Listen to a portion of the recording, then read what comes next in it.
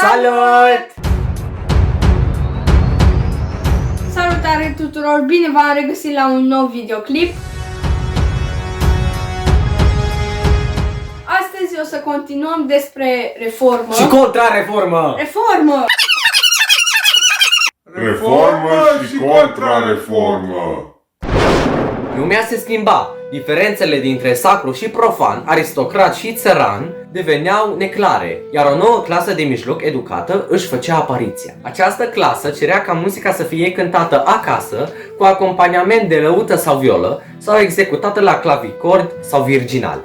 Capacitatea de a cânta cu vocea sau la un instrument era un lucru necesar pentru oamenii cu pretenții de educație, după cum se poate vedea din mărturia compozitorului englez Thomas Morley din 1597. Odată cina terminată și cărțile de muzică fiind aduse pe masă, stăpâna casei mi-a oferit și mie un rol, rugându-mă insistent să cânt. Iar când, după multe scuze, am protestat cu mâhnire, spunând că nu știu, cu toții au început să se minuneze. Și chiar șopteau unii cu alții și se întrebau cum am fost crescut. Așa că, drept urmare a rușinii căpătate în urma ignoranței mele, mă duc acum să-l caut pe maestrul Gnorimus ca să devin elevul lui. Master Gnorimus! Where are you? Mame mi momu. Mame mi momu. Mame mi momu. Mame... Nu!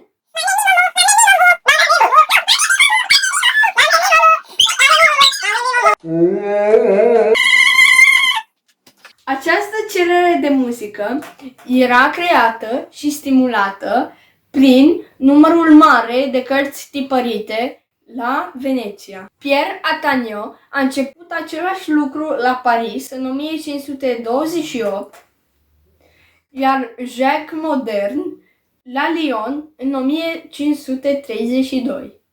Georg Ro a început să publice și el la Wittenberg în anul 1538, iar Berg și Neuber la Nürnberg după 1542.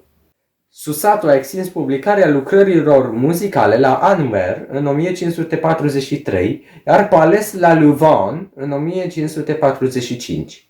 Cântecele și dansurile înfloreau de sub presele lor ca să poată fi cântate cu orice combinație de instrumente sau voci. Compozitorii răspundeau deseori acestei nevoi pentru că le mărea faima și veniturile, chiar dacă aveau tendința de a satisface gustul popular. Ceea ce se întâmpla totuși e că vechea formă de polifonie nu mai era capabilă să mențină sub aripa sa muzica bisericească, cât și cea laică. Se părea că unii compozitori ca Palestrina și Victoria, după ce au compus forma ideală a muzicii polifonice, au epuizat ideile limbajului. În Italia, schimbarea plutea în aer. La Veneția a apărut o abordare total diferită față de muzica instrumentală, mai ales ideile de bază, s-au schimbat radical. Se pare că acesta a fost momentul în care polifonia a început să se dezintegreze. În area muzicii laice, una dintre consecințele directe ale acestui colaps a fost renașterea interesului în monodie, care la rândul ei a dus la nașterea operei. Nessun dorma. Nessun dorma.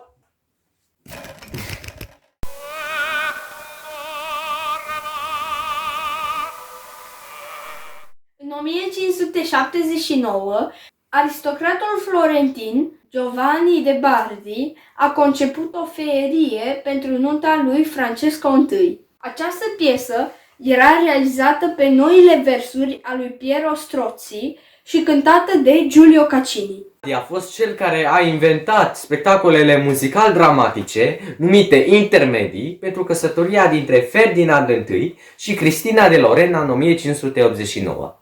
Timbrurile instrumentale trebuie să fi fost foarte captivante, deoarece se foloseau mai multe instrumente precum lire, harfe, viole soprane, viole tenore, viole bas, lăute mari, lăute mici, salterioane, tromboane, cornete, fluiere transversale, țitere, mandole. Fluiere transversale, viole. Ianis, să-ți mai spun un secret.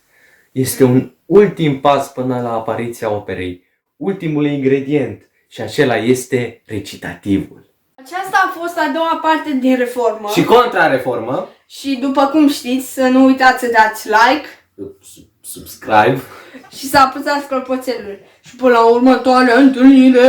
Iubiți